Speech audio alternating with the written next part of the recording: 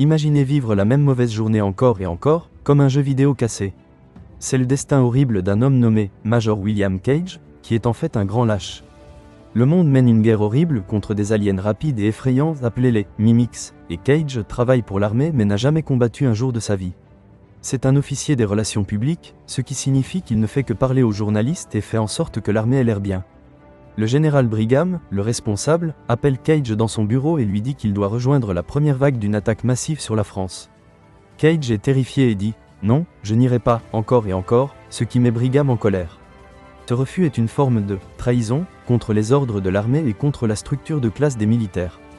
Brigham voit Cage comme un homme inférieur, une partie de la classe parlante, qui se croit meilleure que la classe combattante, et ordonne qu'il soit enfermé. Cage essaie de s'échapper mais est capturé et envoyé à une base à Londres où tous les vrais soldats s'entraînent.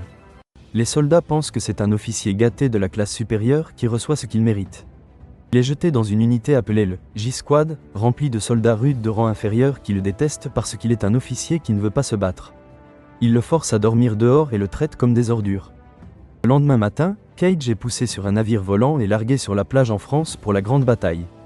C'est un terrible conflit, un désordre total, et les Mimics les attendent. En quelques minutes, presque tous les membres de son unité sont tués, et Cage se bat pour sa vie, terrifié. Il voit un Mimic bleu et puissant et parvient à le tuer, mais pas avant que le sang de l'alien n'explose complètement sur lui.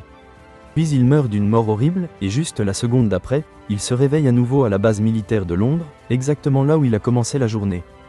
Qu'est-ce qui se passe? Je dois rêver, pense-t-il, mais ce n'est pas un rêve. C'est la boucle temporelle qui a commencé. Il revit exactement le même jour, est envoyé à la plage, meurt et se réveille à nouveau. Il apprend lentement à utiliser la boucle à son avantage, se souvenant des choses qui se sont passées avant afin de pouvoir survivre plus longtemps à chaque fois. Il essaie d'avertir le J-Squad, mais il pense juste qu'il est fou et qu'il plaisante. Dans l'une des boucles, il voit une héroïne célèbre nommée Sergent Rita Vrataski, que les médias appellent l'Ange de Verdun. C'est une soldate belle et mortelle qui semble être la seule à comprendre ce qui lui arrive. Avant de mourir dans cette boucle, elle le regarde avec intensité et dit « Trouve-moi quand tu te réveilleras ». C'est un message choquant, car elle connaît son secret. Quand il se réveille, il suit son instruction et la trouve, et elle lui explique l'horrible vérité. Elle a eu le même pouvoir, mais elle l'a perdu. Le Mimic bleu qui l'a tué était un bêta perdant, un mimic spécial qui contrôle la boucle temporelle et se connecte à elle, Oméga, le cerveau principal de tous les aliens. Lorsque le sang du bêta s'est mélangé à son sang, Cage a absorbé le pouvoir. Rita a eu le pouvoir pendant une courte période lorsqu'elle a tué un Oméga, et elle a utilisé ses jours répétés pour gagner une bataille massive à Verdun. Elle devait continuer jusqu'à ce qu'elle trouve le véritable cerveau alien, l'Oméga. Maintenant, Rita et Cage forment un partenariat secret et dangereux. Elle est le maître et il est l'étudiant. La cruelle différence de classe de l'armée disparaît, car ils sont maintenant égaux dans cette guerre secrète. Chaque jour, ils s'entraînent ensemble pendant des heures, et ils meurent des centaines de fois, parfois exprès juste pour redémarrer la journée. Il devient de mieux en mieux, apprenant tous ses mouvements de combat et ses stratégies militaires. Leur travail est un conflit de volonté parce que Rita est froide et directe, et Cage est toujours effrayé et pleurnichard. Elle le fait souffrir et se suicider des centaines de fois pour le rendre plus fort. Dans une boucle, ils atteignent finalement un haut barrage, qui, selon eux, contient l'Oméga, mais c'est un piège. Les Mimics cachent un plan beaucoup plus grand, et la boucle temporelle se réinitialise lorsqu'ils meurent. Ils réalisent qu'ils doivent voler un dispositif de suivi spécial au général Brigham, qui est enfermé dans son bureau, pour trouver l'emplacement réel de l'Oméga. C'est un risque énorme. Cage passe de nombreux jours à essayer d'obtenir le dispositif, mais il doit mourir à chaque fois que la mission échoue. Il se rapproche de Brigham à chaque fois, apprenant les secrets de la trahison et du contrôle de haut niveau de l'armée. Brigham utilise la célébrité de Rita pour recruter plus de soldats, cachant le danger réel et les pertes horribles. C'est une trahison de la confiance du public. Dans une boucle réussie, Cage obtient le dispositif, et le tracker montre que l'Oméga n'est pas au barrage, mais sous le musée du Louvre, à Paris. Maintenant, pour un court instant, il cesse de se concentrer uniquement sur la mission et s'accorde un moment de simple connexion humaine. Leur danger et leur souffrance constants et partagés ont créé un lien profond.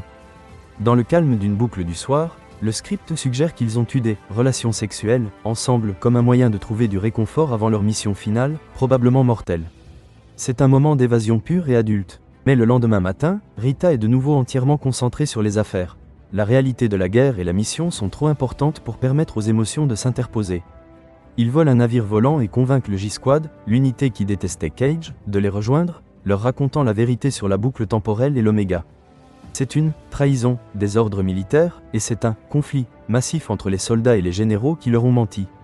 Le groupe atterrit près du Louvre, mais l'Oméga envoie une horrible vague de contrôle mental qui blesse gravement Cage, forçant le navire à s'écraser. Ils doivent se frayer un chemin à travers la ville pour atteindre le musée. Dans la bataille, presque tous les membres du J-Squad sont tués, sacrifiant leur vie pour la cause. Cage et Rita sont les seuls survivants. Ils atteignent finalement le Louvre et trouvent l'Oméga, qui est protégé par une cage métallique géante et de nombreux autres aliens. C'est le dernier arrêt, et ils savent qu'ils pourraient ne plus se réveiller. Rita dit à Cage, « Si je meurs maintenant, n'essaie pas de me sauver, tue juste l'Oméga. » Elle est prête à se sacrifier pour le monde entier. Soudain, un mimique bêta saute et poignarde Rita avec un os pointu. Elle meurt dans les bras de Cage. Le bêta prend la dernière partie du sang de Cage avec le pouvoir de la boucle temporelle. Cage réalise qu'il ne se réinitialisera pas cette fois. S'il meurt, c'est définitif. Il doit faire le choix le plus difficile, sauver Rita et laisser l'Oméga vivre, ou la laisser mourir et arrêter la guerre pour toujours. Il prend un puissant groupe de bombes et court vers l'Oméga, jetant les bombes sur le cerveau alien. L'Oméga pousse un dernier, horrible cri, et les bombes explosent. Cage est pris dans l'explosion et meurt, juste au moment où l'Oméga meurt, et le pouvoir de la boucle temporelle est libéré dans le monde. Il a sauvé l'humanité. Puis, pour une dernière fois, de manière choquante, Cage se réveille à nouveau, mais quelque chose est différent. Il est de retour sur le navire volant vers Londres, pas à la base. Les Mimics sont tous morts. L'armée célèbre une grande victoire, mais personne ne se souvient de la bataille à Paris, seulement de celle en France où la guerre a pris fin. On voit Rita au bureau, mais elle ne le connaît pas. Le monde entier a été réinitialisé avant leur rencontre, mais l'Oméga a disparu. La guerre est finie, et il est vivant. Il s'approche d'elle avec un sourire, sachant tout ce qu'ils ont fait ensemble, et dit « Excusez-moi, je suis le Major William Cage », et elle le regarde simplement, ignorant l'amour incroyable et la mission dangereuse qu'ils ont partagée. Il a une deuxième chance dans la vie et un secret que personne ne saura jamais. Il peut maintenant vivre sans la peur qui l'a rendu lâche. Peu importe à quel point vous vous sentez effrayé, les plus grandes victoires viennent souvent des choix les plus petits et les plus courageux, tout comme Cage a affronté l'Oméga et a choisi le monde plutôt que sa propre vie. Si vous voulez plus d'analyses approfondies d'histoires complexes et adultes décomposées simplement, appuyez sur le bouton « S'abonner » maintenant et dites-nous dans les commentaires quel a été votre moment de trahison préféré dans ce film. Utilisez le hashtag FrenchRepos.